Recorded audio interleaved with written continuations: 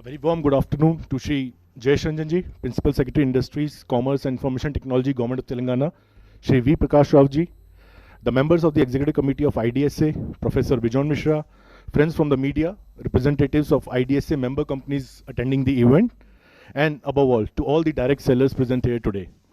On behalf of Indian Direct Selling Association, I, Chetan Bhardwaj, the General Manager, extend my gratitude to all the attendees of Telangana Direct Selling Sammelanam 2021.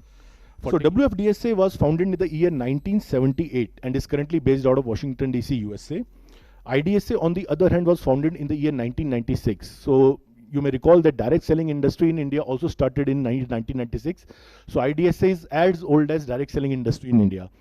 The World Federation of Direct Selling Association, it has membership from over 62 national direct selling associations from around the world. IDSA is the only association from India which is a member of the World Federation. At present, we have 18 member companies, but these 18 member companies, I'm happy to share that represents over 50% of the gross direct selling business in India. What exactly is direct selling? So direct selling is pretty simple if you look at it that way. So if you, on your screen, if you can see, this is how a typical product supply chain works. So you have manufacturer on one end and consumer on the other end. And the product passes through distributor, retailer, wholesaler. So what direct selling does is direct selling simply remove these intermediaries and replace them by our direct sellers, thereby bringing the manufacturer and consumer closer to each other.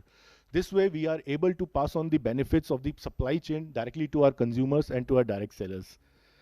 How direct selling as a concept evolved?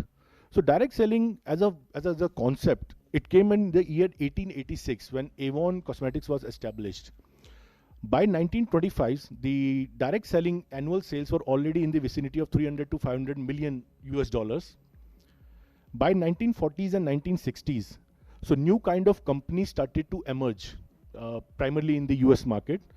By 1970s, earlier the direct selling was limited only to cosmetics and books, but by 1970s, diversification of product portfolio started taking place. So we have companies apart from cosmetics into appliances, food products, wellness products, household goods. By 1990 and between 1996 was the year when direct selling started in India, and direct selling companies like Avon, Amway, Modicare, Oriflame, Herbalife, they started their operations in India. IDSA was also incorporated in the year 1996. 2017 was a milestone when direct selling industry in India crossed the threshold of 10,000 crores in terms of gross direct selling volume. And 2016, you may recall, was the year when the guidelines were notified. Moving on quickly to the global direct selling industry performance in 2020. So I'm presenting before you the data for the last 4 years, calendar years, 2017 to 2020. So as you can see, the direct selling industry has registered a minor dip between the period 2018 to 2019. However, this was largely due to some regulatory challenges that the industry faced in China. So if we exclude the results of China, for the rest of the world, the industry has in fact grown over these last 4 years. Now, which region these sales are coming from, which continent or which countries are contributing the most to the global direct selling sales? So Asia is the #1 region. Asia constitutes nearly 43% of the direct selling sales, followed by the Americas region, which includes the North America and the South America. It constitutes nearly 36%. Followed by the European region, which forms nearly 20% of the direct selling sales. And lastly, we have the African and the Middle Eastern region. They have around 1% share in the global direct selling sales. Now, globally, which product sellings are most preferable through direct selling channel? So wellness continues to be the most preferred product category across the globe. Globally, 36.2% of the direct selling sales comes from the wellness segment alone, followed by cosmetics, which form nearly 26%, household goods, 14%, then clothing, financial services, and several other categories are there. Now let's see the number of direct sellers which are working globally. There are 125.4 million direct sellers that are working full-time actively with the direct selling industry worldwide.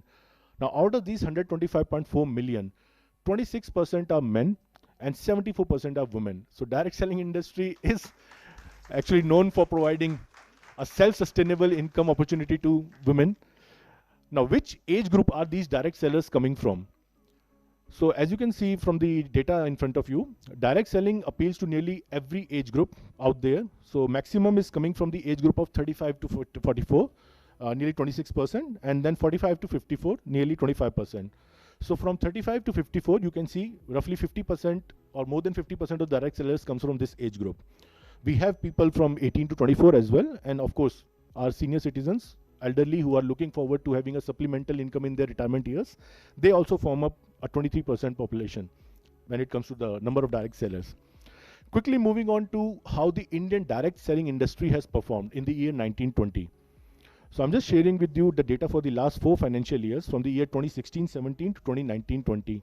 So as you can see, in 2016-17, the industry was valued at 10,324 crores. And the recently released survey for the year 2019-20, the industry has been valued at over 16,700 crores. So over these 4 years, the industry has been able to register a CAGR of 18%, which is a substantial number. Now in India, which product categories are most sellable when it comes to direct selling network? So again, pretty much like the global scenario, wellness constitutes nearly 57% of the Indian direct selling sales, followed by cosmetics, household goods, food and beverages, home care and others. So in India, wellness and cosmetics, they combined form nearly 80% of the direct selling sales. Now, how India is positioned globally when it comes to top 15 direct selling markets around the world. So the data before you is for the year 2019. So as you can see, India was ranked at number 15th in the year 2019. So what has changed in 2020? So as you can see, the UK moved out, Thailand moved up, India moved from 15th to 12th rank, and accordingly, the retail size of the Indian market is now estimated at 3.02 billion US dollars. Now, which region in India is contributing the most to the gross direct selling sales? So Northern India constitutes nearly 28%, Northeast India 10%, the East India 26%, Western India 23%, and Southern India 13%. Top 5 direct selling states in India. So we have Odisha at number 5. Odisha forms nearly 5%, followed by Bihar 7%, Uttar Pradesh 9%, West Bengal 11%, and Maharashtra 12%. So these are the top 5 direct selling states in India. Number of direct sellers in India. Now you may recall that globally women dominate when it comes to the sheer number of direct sellers. Women form nearly 74% of the direct sellers.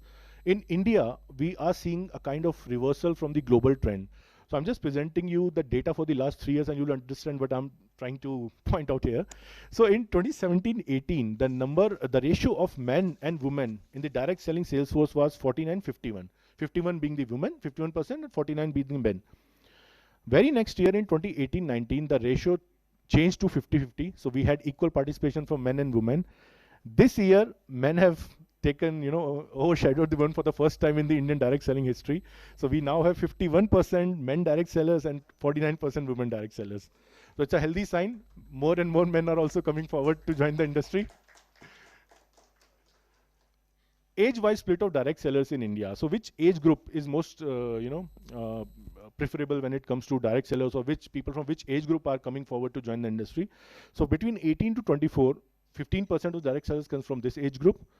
25 to 34, 35%, 35 to 44, 29%, and so on. So as you can see, even 55 and above forms nearly 4% of the overall direct selling figure, which is a substantial number when you translate the absolute percentage into figure. Moving on. During this survey, we also did a consumer satisfaction survey or a direct seller satisfaction survey. We just wanted to understand, after all these 25 years of existence, how are direct sellers feeling about the business they are part of.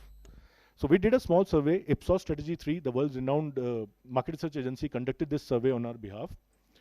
So we tried to find out from our direct sellers why they wanted to join the industry or why they joined the industry in the beginning. So there were a variety of reasons that were quoted to us.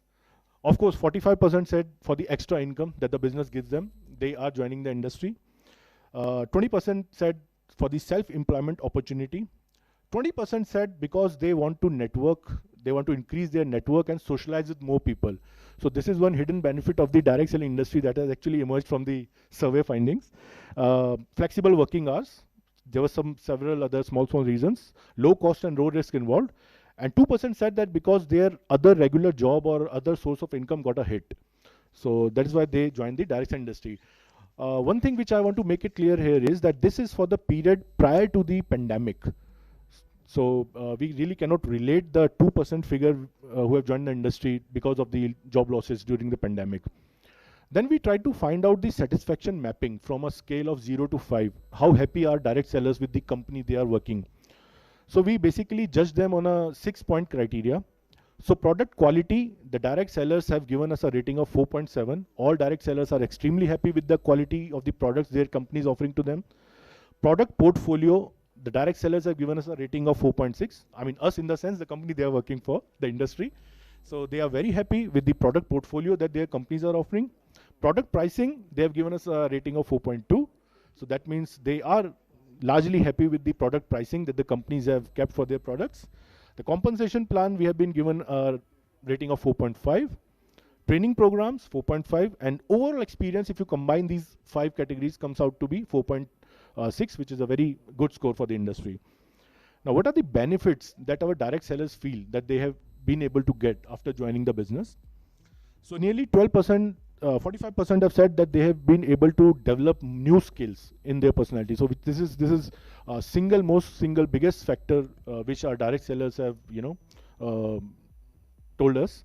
43% said that industry has given them financial support, and 12% said that they are being able to increase their social circle because of their participation in the business. Overall trustworthiness, how our direct sellers, how much they trust the industry and the company they are working. So male consumers or male direct sellers have given us a rating of 7.6 out of 10, and female consumers or women direct sellers have given us a rating of 7.72. So clearly more women trust the industry compared to men. Lastly, quickly to the performance of industry in the state of Telangana. As we have been mentioning again and again, Telangana and of course the city of Hyderabad holds a very important place for the growth of industry in India. So how the industry performed in the last 2019-20, in the last financial year. So gross direct selling sales in the state were in the excess of 292.5 crores. Telangana has a share of 1.74% in the national turnover and 13.15% share in the turnover of southern states. At present, there are over 90,000 active direct sellers in the state. Now, when we say active, they are working full-time. They are devoting more working hours than anyone else. So 90,000 active direct sellers, out of which nearly 40,000, more than 40,000 are women, is a commendable figure. So with this, thank you so much. And in case you have any queries or friends from media, we will be happy to answer at the end of the show. Thank you so much.